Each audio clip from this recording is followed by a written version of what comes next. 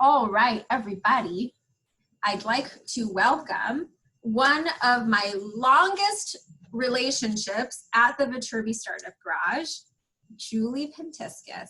She has been an innovator in residence.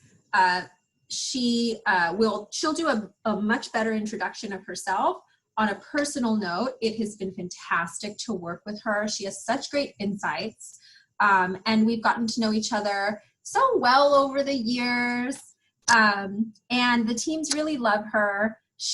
Her connections are endless. She knows everybody. So one of her big strengths is that if she can't help you with something, she knows somebody who can, and she'll connect you to that person, which is a really great person to know. So Julie has been such a great addition to the Viterbi Startup Garage family, and I'm so happy to have you here today for our Storytelling Wednesday, Julie.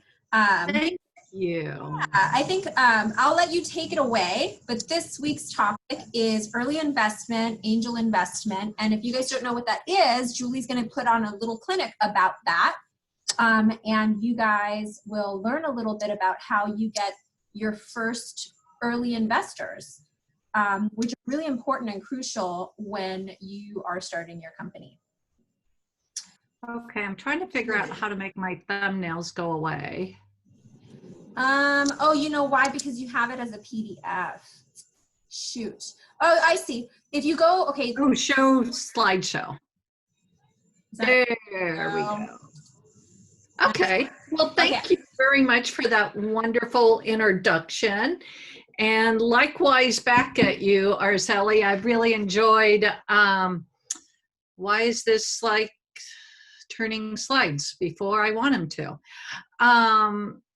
Anyway, so let me jump right into it. So I always like to start before I jump into Pasadena Angels and explaining what that is to give you a little bit about my background and history and sort of how I ended up there.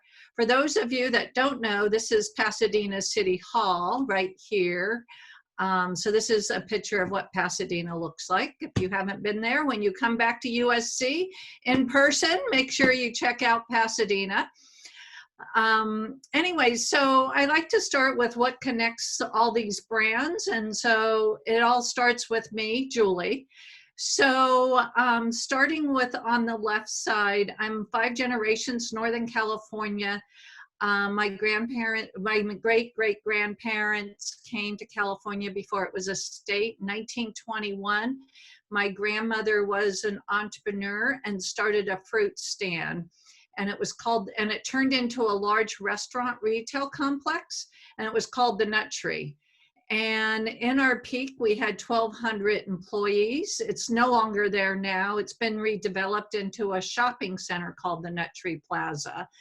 But that's where I grew up, and I started working there when I was 12, and my parents made us buy a category for the retail store. So I was in charge of the little stuffed bears.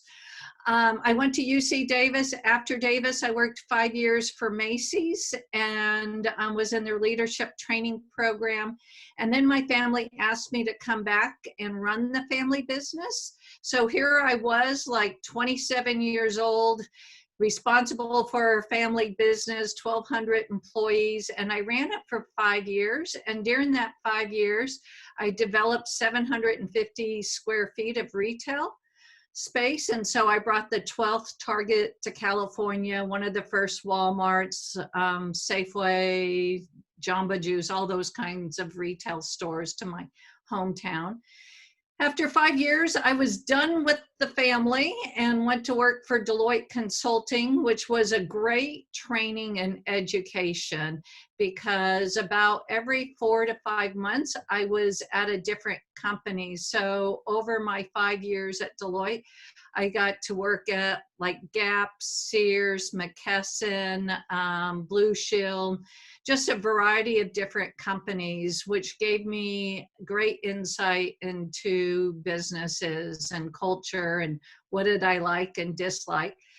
anyways, after 5 years at Deloitte Consulting, I just couldn't travel the way they needed me to travel because I now had 2 small little girls at home. So I moved to Southern California and went to work for the Walt Disney Company. And I was the vice president of worldwide operations, and I helped Disney set up all their e-commerce platforms. So for those of you that play Disney fantasy or ESPN fantasy games, or bought something through DisneyStore.com, any of the Disney brands, I set up all their e-commerce. After 7 years at the Walt Disney Company, I went to work for a company called Obither Technologies. And Obither Technologies, we made the SIM card for the iPhone. We made 54% of all credit cards in America. American Express thought there was a market for gift card business, which we did the first 10 million that sold out in 2 weeks. Anyway, so after 5 years there, my former boss from Disney was at Belkin, and he kept saying, come work for me. So I went over to Belkin and I helped them globalize their operations. So as Belkin, which is a consumer electronics company, had gone global, they hadn't really standardized anything globally. So I globalized all their back-end operations. Then they asked me to move over to their global marketing, and I ran global marketing, and I led the rebranding initiative for Belkin. So if you remember, the word Belkin used to be all big, bold, black letters. And now it's this lowercase word mark with the little dot man next to it. So, which is people inspired products is what little Pip, we called him Pip. So now when you see Belkin products in the airport, you're like, that's Pip. Anyway, so I left Belkin about 6 years ago, and I then went in to do independent consulting. My first client was Snoop Dogg, where I did different marketing programs with Snoop Dogg and his team. And then my last client was the co-founder of Bitcoin. And so I was like, okay, I need to get back to my roots. They're just a little too wild for me. And so I started looking for brands to purchase, and I purchased the Bob's Big Boy salad dressing company 18 months ago. And I've been having a ball with it. It was like a company that nothing had changed in 50 years. This jar that's on this slide is the same logo, everything from 50 years ago. We do no advertising, no marketing, nothing like that. And we have 3 of the top 4 best-selling refrigerated salad dressings in, well, the blue cheese is the best in the state of California. And then the 3 out of 4 top salad dressings at Bond's and Albertsons here in Southern California. Then on the right side here are just sort of how I give back to the community, because I feel like you need to have a balanced life. So the top one is America Women for International Understanding. That's where the US government selects a dozen women every year, and they give them an award. And so I help raise money so we can give them each a grant to take back to their homeland and carry on their mission. And then working with Arceli and Dave Eastman at the garage is another way I give back. And then I'm on the board for America Bone Health. So bone health is extremely important. Your bone health is 80% done by the time you're 25. So it's important as a young adult, you make sure you have good bone health. It'll take, because if you have bad bone health, there's no way to reverse it after you get into your late 20s. And then lastly, what we're here for today is Pasadena Angels. So I've been a Pasadena Angel for 6 years now. And so before I jump into the details on Pasadena Angel, let me first share with you what angels are. So angels are individual investors, and you have to be high net worth. So you have to make over $185,000 a year to be able to do angel investing. And so not only do we put money in it, but Pasadena Angels also likes to mentor.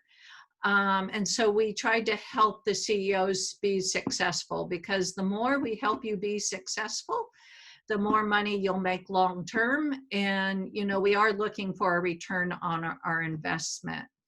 The other thing too, so as you start up companies, and you know, you need funding to help pay for whatever your venture you're starting.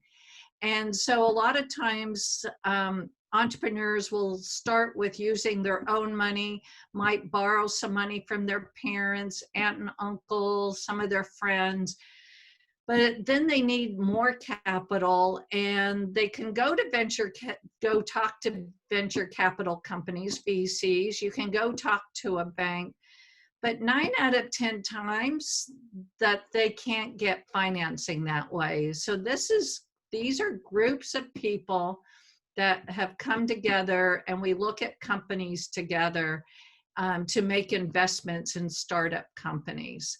And at first, before I even joined Pasadena Angels, I was trying to find startup companies on my own, but now being part of Pasadena Angels, I've learned so much from being part of the organization, as well as when we do due diligence on companies, we do it as a team instead of as an individual. So, you know, I'm not strong in IT where other people are strong in IT. So, you know, we sort of trade off on different avenues that we would look at a startup company. So then moving into about Pasadena Angels. So Pasadena Angels is a group of individuals here in Pasadena, and our members are from all across Los Angeles, like Ken Hayes, who spoke to you guys a few weeks ago, who was from Open Tech. He's a Pasadena Angel with me. And we have been recognized by Forbes, by, you know, Angel Research Group over the years. And we've been around for about 20 years. And in our 20 years, we've invested in 220 different companies. And that has equaled $85 million. Annually, we usually do about $5 million. And so this is, you know, so there's only a little over 100 of us. And so that's each of us investing like $50,000 a year in startup companies. Because when we do investments in startup companies, it's us pulling our checkbook out and writing those checks. It's not like some magical place that this money comes from. It's each of us making our own investment decision and getting out our checkbook and writing the personal check. And then we just track it so we know how much overall we're investing. Down the road, after we do our initial investments, sometimes those companies will come back to us and say, I need more money for XYZ, or they can go get funding elsewhere. And so those companies have gone out and raised an additional $1 billion after they've gotten investments from the angels. And those investments come from venture capital or private equity. And so, I mean, it just really helps fuel the angel or the startup company get some initial seed money. So then they can grow and get the, you know, their legs under them, and they can go out and get private equity, bank financing, money from other places. The key down the road for angel investors, yes, you know, mentoring is important, but also what kind of cash returns do we get on our investments that we do? So a few of our recent Pasadena Angel exits, one, and these are like in the last 5 years. One is Mind Body Software. That was a software company that for spas and salons. And so they actually went public and they raised $1 billion. So where it says 100 times return, so that's every dollar that you invested in MindBody, the investor got $100 back in return. So a number of Pasadena angels made millions off of that deal. And then Solem Capital was one of the first investments that Pasadena Angel as a group had done. So this company was out there for 20 years, and it sold a few years ago to Morgan Stanley for $900 million. And then Bluebeam Software was a company located here in Pasadena. And that was like how to write on PDFs and architecture prints where you could put comments. That technology was developed by Bluebeam, and then they sold for $100 million. And then Open English was taking verbal words and turning them into text. It was a technology play, and they got 25x on their investment. Now I'm just going to walk you through a few slides on a research group that goes out and analyzes all the angel groups nationally. And Pasadena Angels is ranked number 10 in the country. So we're the 10th most active angel group in all of the US. And if you look at where angel investing happens nationally, 30% of it happens in the state of California. So, you know, Silicon Valley is very well known, but also Southern California is also getting to be extremely known. After that, it goes back to, well, the South, which is a big area, is 12%, with Florida being the primary center for that. And then New York at 11%.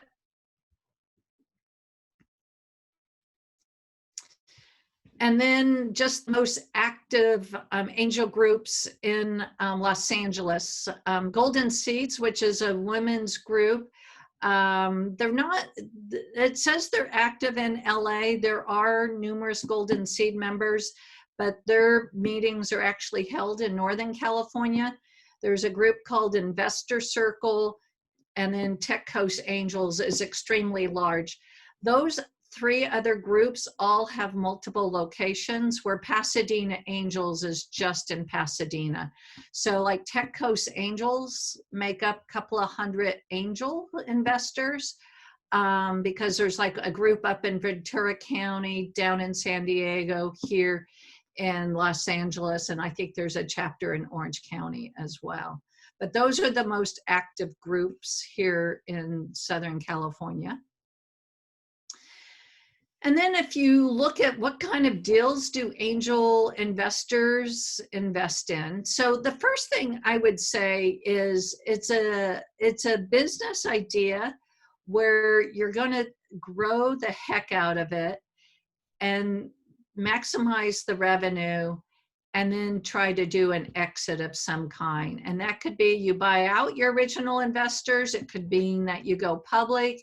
You have one investor that wants to buy the whole company. You sell the company to like a Google or an Apple or some other company.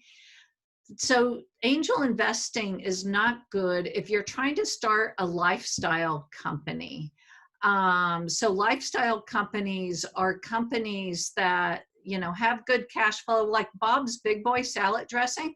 I'm trying to grow the heck out of it, and I'm doing a great job at growing the heck out of it, but it's also very easy to run. And so it could turn into a lifestyle company where I make so much money that it's a cash generator for me. And I can then leave it to my kids instead of trying to maximize it and sell it. So I'll decide down the road what I'm doing with it. But in the meantime, I'm going to try to drive the revenue. Now, in regards to what industries, a lot of them are around business products and services. So business to business type products Also, consumer products and services is another. So you can see between those two make up about 1/4 of all money that's invested, fall into those two groups. Healthcare is growing rapidly, and that, a couple of years ago was at 12%. And these numbers change from year to year because it really depends on what's being developed, innovations. And then on valuation, most companies come to the Pasadena Angels when they are valued at $3.5 million. So around the $2.5 to $3.5 million. We do have companies come to us up to 10 million. Usually after 10 million, we say you're too big on valuation for the Pasadena Angels, and we'll pass. In looking at, the angels and investment and who gets money, so nationally, 17% of all investments go to female versus men, which is 83%. California is a little bit better with, or actually, it's California as a whole, I guess, is actually a little worse than the national at 16 versus 84. But Pasadena Angels, repeatedly for several years now, 33% of all our investments go to women CEOs versus 67% male. So, which is great because we want to have it balanced 50-50. But again, it depends on what companies come to us and which ones convince us to invest in them. But I have to say, I'm very pleased that, overall Pasadena Angels are 33% investing in women. And I would say overall our group of angels, it's like 20% women. So it's nice to see the women's numbers up there, even though overall our women's numbers are low. Now, what do we look for when we're thinking about having a company pitch to us and then, us personally want to invest in? So some of the things we look for is we really want to support the Southern California economy. And so we really try to promote Southern California-based companies are preferred. Now, granted, a couple of years ago, air camera company that came up with a way that you could put a 3D camera on the outside of a spaceship or a jet that was developed in Pittsburgh came to us. And we liked it so much, we did the investment. But I would say probably 90% of all of our investments are Southern California-based companies. And then the other thing we look at is, what's the viability of this product? Do you have a proof of concept? Have you gone out and talked to your customers? Do we feel like you could have a revenue model that's sustainable? And then we look at, do you have any intellectual property? Because it's so easy for Google or one of the bigger companies to knock you off. Do you have something that's proprietary or that you can defend? And then how big is the market? Because if it's a small niche market, it's harder to grow in those. And when you go to, for your absolute revenue, and so it's hard to maximize the return on investment. So you want to make sure it's a large market opportunity. So there's a lot of revenue potential.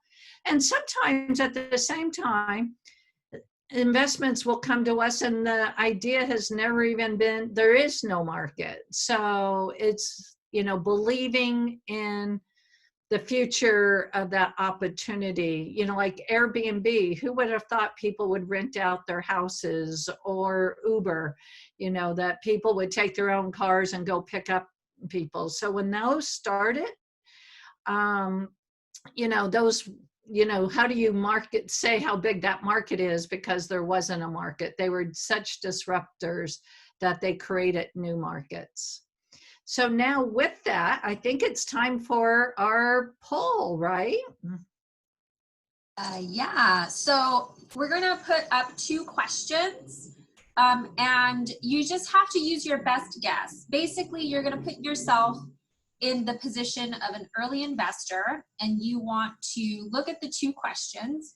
The first one is, what trait do you think is most important in a founder? And then the second question is, what trait is most important in an idea? And so take your time to look through the answers. I'm launching the poll now. So there are 1, 2, 3, 4 different options for founder, and 1, 2, 3, 4 different options for idea. So the first one is a founder who is a compelling leader versus a founder who has a strong success record versus a founder who is passionate versus a founder who has domain expertise. And then for idea, the traits are that there is IP protection on the idea, that they have already validated the market, that there's a strong differentiation and positioning for that product, or that it's competitive amongst other products. So we're collecting votes. We're at 11 now, moving up the chain. And really think about it. If this was your money and you had to put it in something, that's the real challenge I feel that the Pasadena angels and angel investors really face on a regular basis. Is they're not, like Julie said earlier, they're not pulling that capital from a venture arm of a big company and making decisions that the company will have to account for. They are pulling it out of their own personal funds and money that they've been able to acquire through their work. All right, I'm going to give it a few more seconds. So it looks like 15 people so far. Yeah, I can't, you can't, and Cami can't. So that's 4 minus the 19. I think that's actually everyone, just about, give or take. I don't know if Ross participated. I know that he's on the call. Okay, so I'm gonna end the poll now.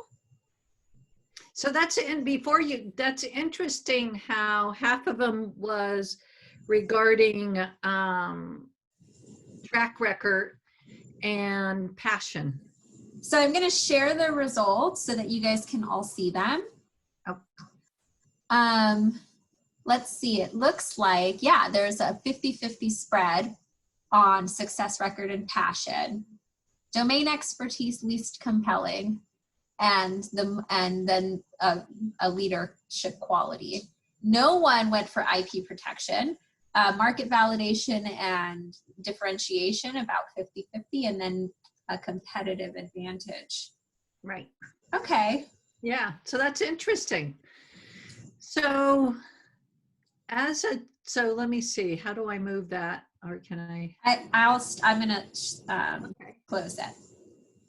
So you mean there is no right or wrong on what is the most important trait in the founder, or in funding criteria in what you invest in? It really is based on each person's sort of learnings, experience, gut, it sort of is a variety of things. I would say with me, I now base a lot on the jockey. So on who the founder is. Does he have a success record? If he's done 2 or 3 startups previously and had great exits on those startups, then, I'm like, I'll listen twice if I'm not quite sure if I like the idea or not. Because he has been successful in the past, where if it's a founder who comes and is like, I've done 2 startups and both of them didn't work out, and here I am again asking for more money, I, then sort of question. Also, if you're passionate about something you do, you tend to spend more time at it and you really work hard on making it successful because it's part of your DNA and you're passionate about it. And domain expertise, you can learn it over time. When I look at my investments, when I first joined Pasadena Angels, I really went and looked at ideas. What were the great ideas? And sort of market valuation that they were presenting to us, and what kind of competition. And so that's how I based my initial investments. And what I've learned over time, it really depends on the CEO. Because if you and the CEO don't have a good working relationship, or the CEO thinks he knows everything and takes no feedback from you, then the chances of him being successful are extremely low. So it's really, a two-way street, working with the jockey to make it a success. And then the deal, what kind of deal are they asking for? Is it a safe no? Is it, a stock purchase, a convertible no? Is their valuation, within reason? Sometimes we'll see companies come in and say, my company's worth $10 million and they have no revenue. It's just an idea. And we're like, yeah, thank you. But yeah, I'm not going to, $10 million is a lot of money. And until you have some track record and some revenue, a lot of times those don't get funding from the angels. And then also when you talk about exit strategy, how are you planning to, 7, 9, 10 years down the road, how are you planning to exit and get the angels to be able to liquidate? Because a lot of angels tend to be older in age because they're retired or, have been in the workplace for several decades. And so from a liquidity purpose, they do need to think about how are they going to exit down the road, and how much more value are they going to get from investing in your company as an angel investor versus putting it in the bank and earning interest. So that's sort of the criteria that most angels look at when deciding if they're going to invest in a company or not. And then just to walk you quickly through our process. So we meet every Wednesday, except for I missed it today. I was a bad angel today. But the second week of every month, about 50 companies apply to present to the angels. From that, we have angels pair up and we do like a pre-screening Zoom call with those startup companies, and we narrow it down to about 8 companies to present to the angels. So a lot of times it's sort of garbage that comes through the internet, or we get on the phone and talk to the CEO and he doesn't know what kind of value, or it's just a concept. It's not far enough along to pitch to the angels yet. And sometimes from the angels, they'll meet at this point, we'll then mentor them. And so they might not get accepted then, but then down the road, they could come back and repitch and then get through that gate. So then what they do is, after you sort of make it through that first gate, they present, they do a web pitch, a 3-minute pitch with a couple of minutes of Q&A after. And from those 8 companies, we narrow it down to 4 companies. And then before COVID, those 4 companies, the following Wednesday, would come and pitch to the angels. And on the pre-screening and the screening, there's about 25 angels. So it's about 25% of our membership will participate in those screenings. And we vote, after they do the 8 companies pitch, we all vote for which companies do we like, and the top 4 then get moved on to the following week. And then after the 4 come and present in person or now over Zoom, we then do a vote again, and the top 2 companies get moved on to our monthly breakfast at Annandale Country Club. And with those 4 companies, though, we usually, or either time when we're voting on those companies, we will have discussion. If we do a vote and 2 of them are very close on numbers, we'll have some discussion and then revote to determine which 2 will move on. And then the next Wednesday, which is the first Wednesday of every month, we do a big breakfast where almost all of our members come to this breakfast. It's about 120 people, and 2 companies will have 20 minutes to pitch with 5 minutes of Q&A. And then we begin due diligence immediately following that meeting, if you're interested in investing. And then based on the number of angels interested in investing in those 2 companies, the angels that are thinking about writing a check for one of those 2 companies then meet the following week and start going through the due diligence. And we try to have due diligence tied up within a month, a couple of more weeks. So then we're writing checks and closing the deal. It does depend on the company and when they're planning to close their deal overall versus, if it's just the angels, sometimes they have to, and we aren't making enough money, to cover their whole round, which we rarely do, then they have to go get funding elsewhere and before we close, because the closings all happen simultaneously. During this process, though, as an angel, if I see a company that I really like, but one of my fellow angels didn't like, I can still write a check. So there's like a startup company here in Los Angeles called Tea Drops, which was started by a young woman.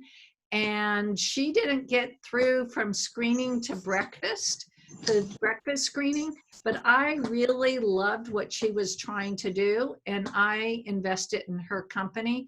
And I have to say, she is just amazing, and I'm just so impressed by that CEO.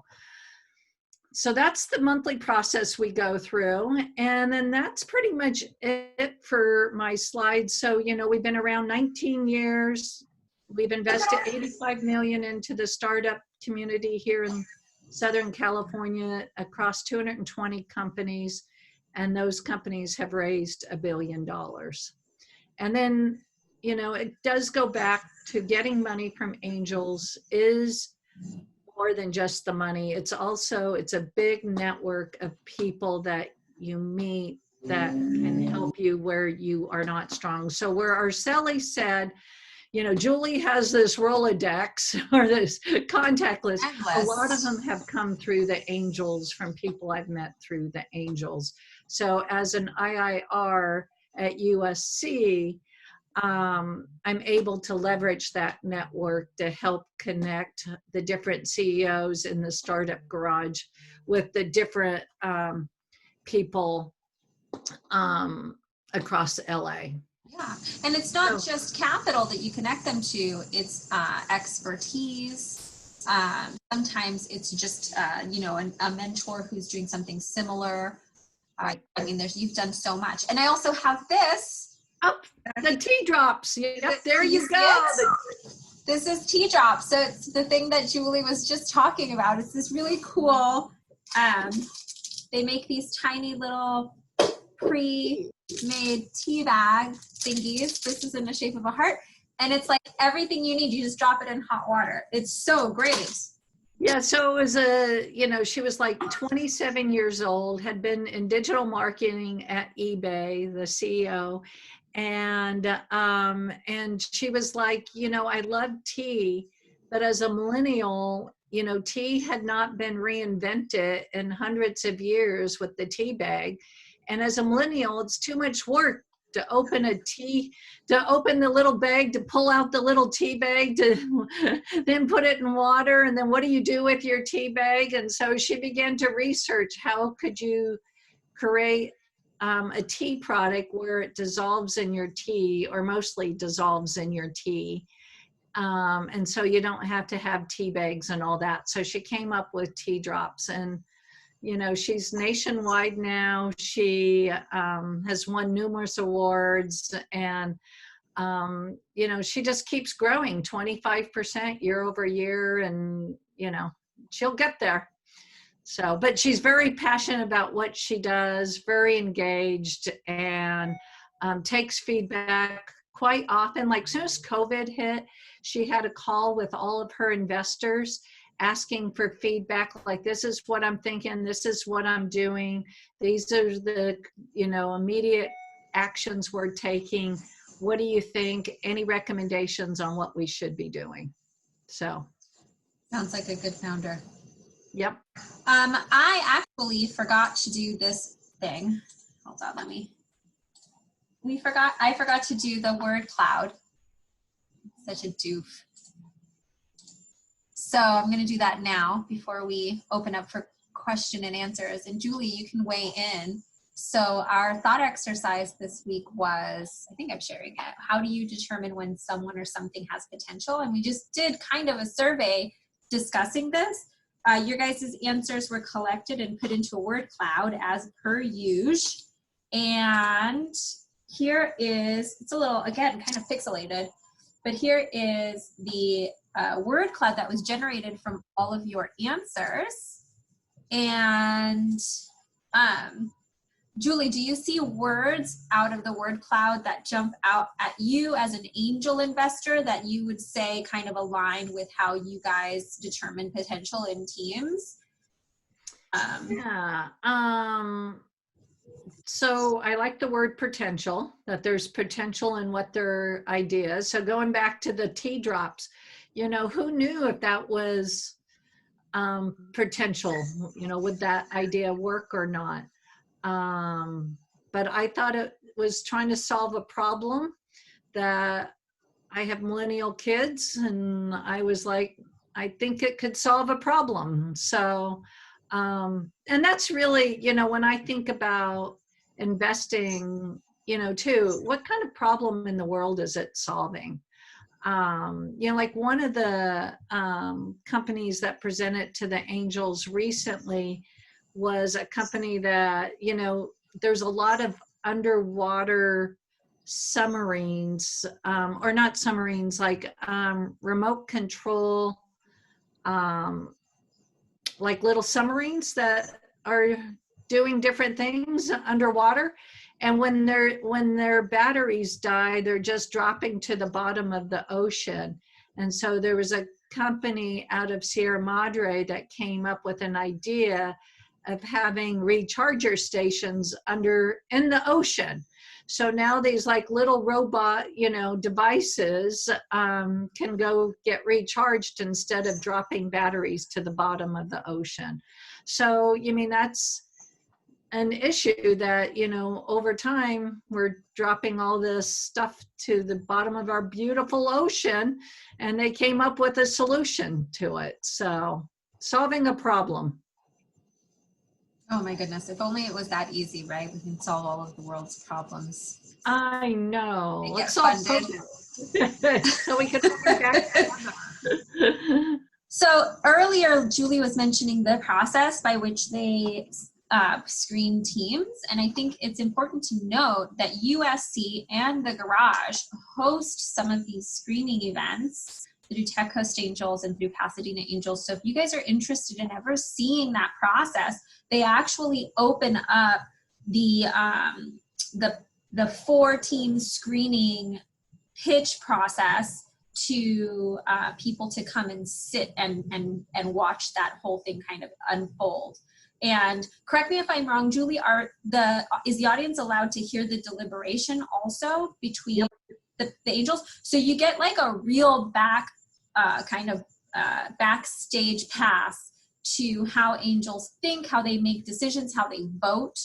A lot of teams at the garage participate in the audience to see other teams get screened because they think it's really useful for them to kind of see how angels think and how they vote. And one piece of advice that I've heard from teams in the past is that if you have built even a minor relationship with one of those 20 angels who are on the panel, who can speak for you once you've pitched and left the room, it's a really great, compelling argument. So building, again, I mean, I feel like we say this every week, but building those relationships, individual relationships with people, getting them to trust you as a founder, trust that you know what you're doing, can really help, especially when you've left the room and no one's answering the questions that people are asking anymore. And all of those questions are just becoming concerns. Someone on that panel can answer those questions on your behalf because you've built a good relationship with them. And that could make a big difference in terms of whether or not you get passed. And especially like where I was talking about where we vote on who gets passed on, where if we do a vote and there's like a tie where one was, 7 votes and one was 6 votes, and then, they say, okay, because those 2 companies are so close, let's have a discussion. If you have someone that can talk on your behalf because they know you and are intimate with your company, a lot of times then we'll do a second vote and the company that had people speak up for him will get the most votes and get moved on. So it's very important to build those relationships. Yes, you can never have too many relationships, right? It's so true. It's so true. And the best way to build them is just to be out there meeting these people in the first place, maybe at one of these screeners, or getting warm introductions from someone like Julie. Right. So it all just be gracious. Be gracious with your network. Yeah, very gracious. Yeah, and one exciting thing, I just this last week Open Sesame connected with the Chief Digital Officer of Fender Guitars, which is huge. And they were trying to understand the licensing market in music, and he just had to deal with all those negotiations for Fender. And so now he's helping them out understand how to navigate those waters. I know nothing about licensing music, but it's about connecting people I know together. Yeah, it's your secret sauce. Okay, I want to make sure that I give our students enough time to ask questions in case they have them. There's about 9 minutes left on the session. I know you guys are a quiet group, so I don't know if anyone's going to pipe up or turn on their camera or ask a question. But Julie is a great person to ask questions about early investment, which sometimes is how you get your first capital to actually start building, your beta prototype. It's how you get to get some traction behind what you're doing. I mean, it's hard with investment. Sometimes people want to see that you've done a little something before they give you money. So, having your own capital kind of helps, but really early investment is how you get that first wave of support that carries you through the venture capitalist world, because you have people who basically put their money on the line, which says a lot about you as a company, and goes a long way when you're trying to convince more people to give you money. Anyone have any? Yeah, and if we don't have a question, I'll share a little story there. There was this woman who lost her job and was unemployed, and she was not really a programmer, but she took a programming class on how to build apps. And so she built an app on and so her idea was at all these big giant resorts, there's, their pool is always empty Monday through Friday and they're busy on weekends. So she's like, why don't they sell day passes to their pool or gym and so she took a programming class on how to build apps, built this app, went out and sold it to like 50 hotels, came and pitched the angels because now she needed to hire a professional to really write the program to manage this inventory and support the different hotels.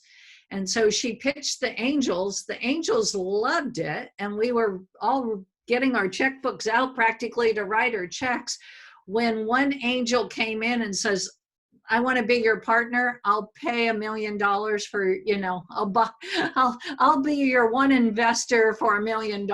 And so she said no to the rest of us angels. And then that angel investor actually ended up walking away from her. They could not come to terms. So that's another thing. When you're looking for angel investors, keep all open. Don't burn bridges on your way in. Oh, that's what a like horror story. Yeah, but it was great though, because she was able to do it scrappy to validate her concept, go out and get money. You know what I mean? Yeah. It was unfortunate she shut some doors along the way. So I have two questions based off of your presentation. The first one is, in terms of the higher percentage of women CEO investment that you see out of Pasadena Angels, do you feel like that's an actual effort that the Pasadena Angels are putting, behind the way that they invest, or is it just kind of happening naturally because we have more women CEOs here in Southern California? Do like Pasadena Angels have discussions about equity for minority groups and women founders, or is it just kind of the way things are moving? It's just the way things are moving, and that Southern California is a melting pot. I think for one, there are a few heavy hitter angels that really want to support other women.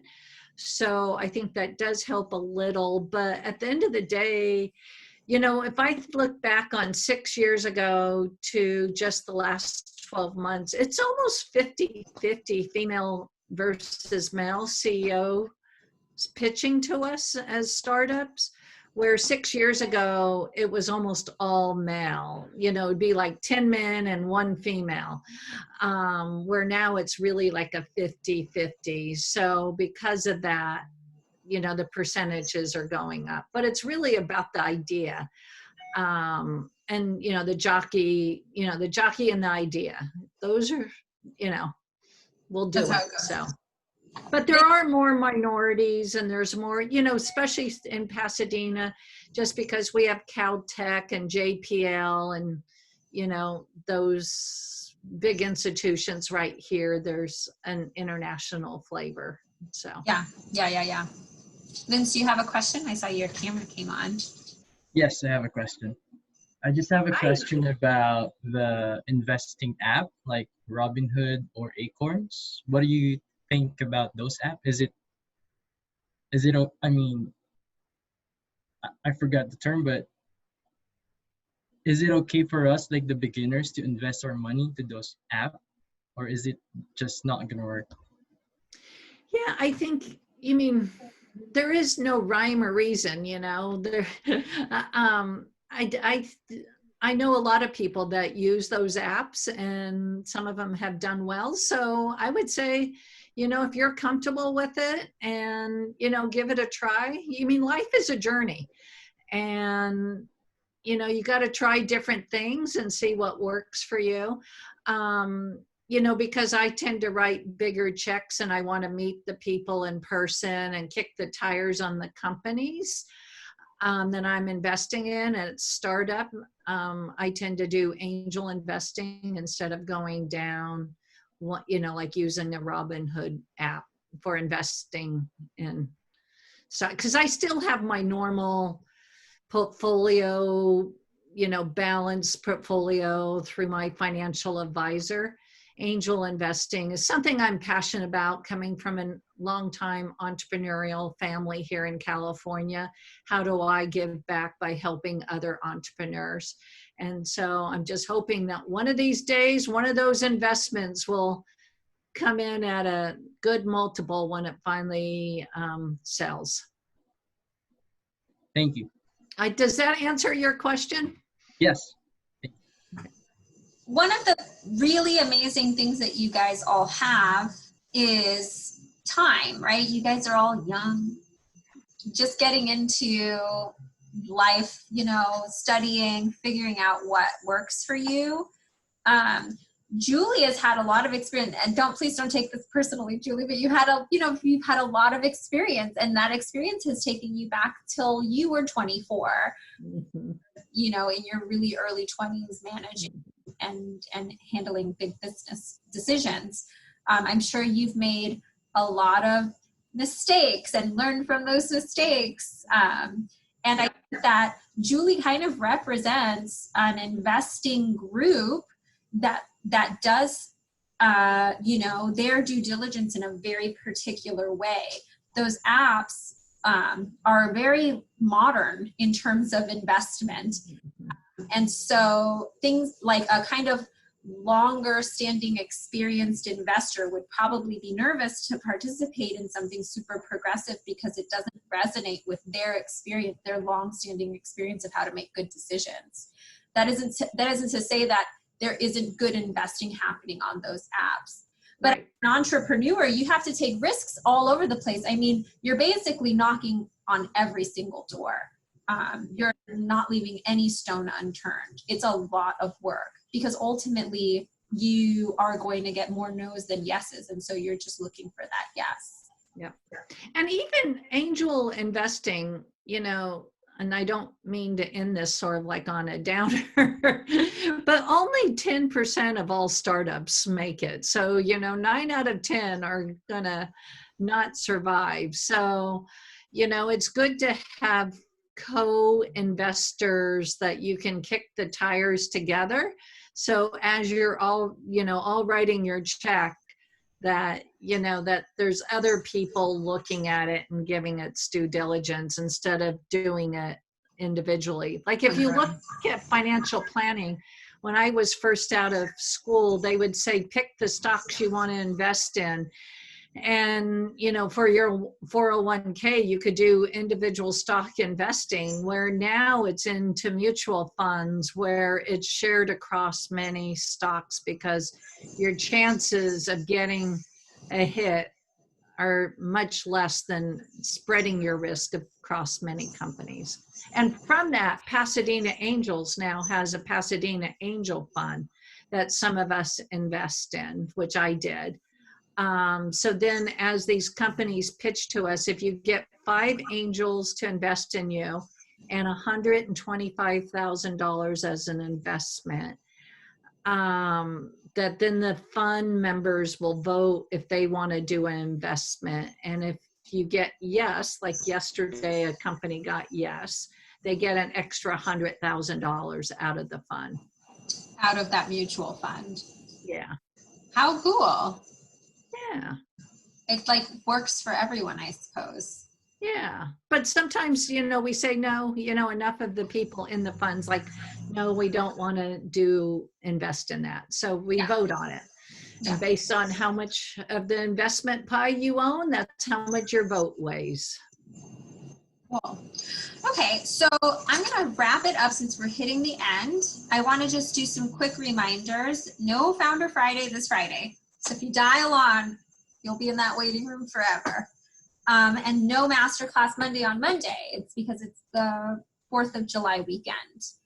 I think it's important for us to thank Julie and every other IIR that comes out and does these series. And then down the line, if we have any additional events including them, we'll let you know out of the garage. Also, if you guys are interested, I'll make sure that you are all added to our VSU newsletter so that when we do start having these TCA and Pasadena Angel screenings again, if you guys are interested in participating in those just to see how they work, I'd love for you guys to also be able to participate so you can be on those newsletters. Thank you, Julie, again for coming. You're welcome. About this. It's often Happy very 4th of confusing. July, Yeah, everyone. happy 4th. So good to see you guys. See you again on Storytelling Wednesday next week. Bye. Bye.